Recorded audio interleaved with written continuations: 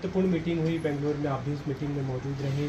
क्या कुछ रूपरेखा बनी, किन रणनीतियों के साथ आगे बढ़ेगा आप लोगों का गठबंधन जिसे इंडिया नाम दिया गया? देखिए, पहली बात तो कल जब एनडीए ने अपनी 38 दलों की मीटिंग की और मोदी जी जो अपने कहते थे कि भाई हम अकेले काफ़ी हैं, सबको पटक देंगे, सबको गिरा देंगे, सबको नष्ट कर देंगे, कल पहली बार घबराते हुए देखा मोदी जी को पूरे देश ने। और इंडिया की 26 दलों की बैठक के बाद एनडीए की 38 दलों की बैठक हो रही है। अब उस 38 दल में 26 दल तो ऐसे हैं जिनके एक भी सांसद नहीं है। अब उसमें कौन कौन से दल हैं? हम, तुम, कहां, कैसे, लेकिन, वेकिन, मेकिन, कामा, फुल स्टॉप, सारे तरह के दल को बुला लिया उन्होंने। अब वो कह रहे साहब हम दल ही नहीं है, हमें दलदल में मत घसीटो। मोदी जी कह रहे नहीं, दलदल में आओ। अब चर्चा क्या हो रही है वहां पे?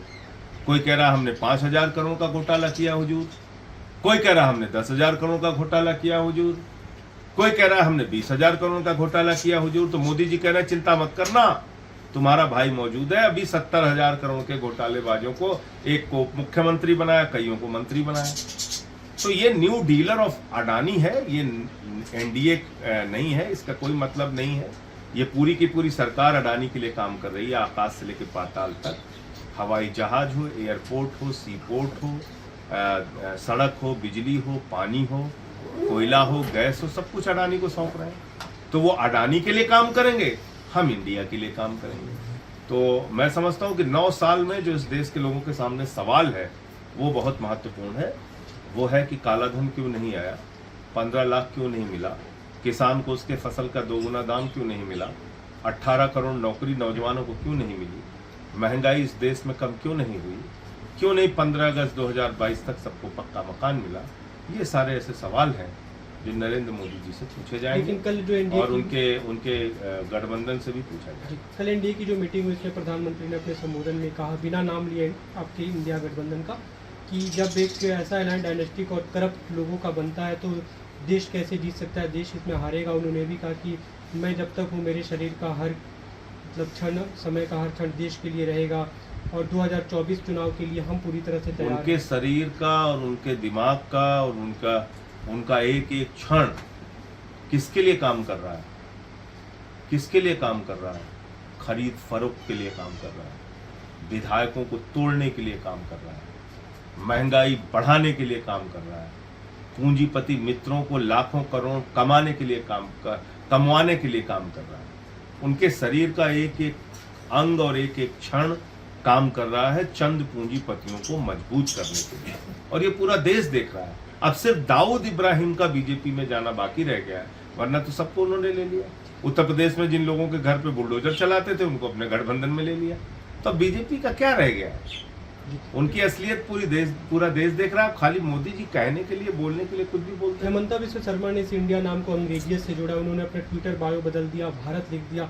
अभी अमित मालवीय ने ट्वीट किया कि मोदी जी को नीयत नहीं बदलती। नहीं तो मोदी जी को अंग्रेज कैसे बना दिया हेमंत बिस्वा शर्मा ने? क्या दुश्मनी है भाई शर्मा जी की? क्यों नाराज है मोदी जी से?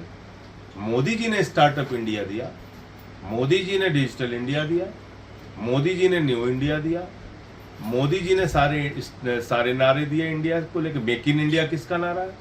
मोदी जी का। तो मोदी जी अंग्रेज हैं? मोदी जी अंग्रेज हो गए? मोदी जी खुद कह रहे हैं वोट फॉर इंडिया। वो वीडियो मेरे पास मौजूद है, हेमंत बिस्वा शर्मा को देखना चाहिए। तो मैं तो ये कह रहा हूं कि इंडिया जीतेगा, भारत जीतेगा, भारतवासी जीतेगा। वो वीडियो खैर कल आपने ट्वीट भी किया था, लेकिन जो 2 महत्वपूर्ण सवाल उठ रहे हैं उस इंडिया नाम को लेकर कि नाम कहाँ से आया, स्वरूप नाम अच्छा है, बहुत अच्छा नाम है। मतलब उसकी शुरुआत कैसे हुई? अच्छा नाम है, नाम अच्छा है। और इससे बीजेपी अलग अलग नेताओं के नाम है कि इन्होंने सुझाया, इन्होंने डेमो। भैया अच्छा नाम है और बहुत अच्छा नाम है।